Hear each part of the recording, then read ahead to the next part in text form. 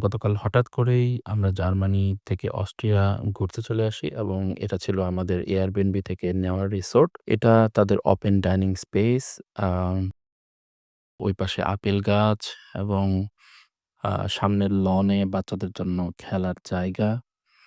আমাদের নাইট স্টের সাথে complimentary breakfast ছিল।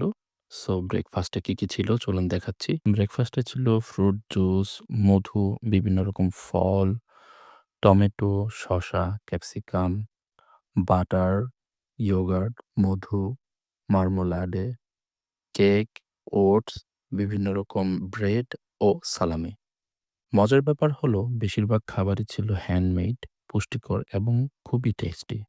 ও সাথে হাফ বয়েলড ডিমও দিয়েছিল। ডিমের পরিবেশনটা খুবই চমৎকার ছিল। ডিমকে গরম রাখার জন্য যে ঢাকনাটা এবং প্লেটটা দুটোই খুবই স্পেশাল ছিল। সাথে বিট লবণ ও গোলমরিচের গুঁড়াও দিয়েছে। উফ! তো এই ছিল আমাদের অস্ট্রিয়া ট্যুরের সকালবেলার কমপ্লিমেন্টারি ব্রেকফাস্ট। ধন্যবাদ।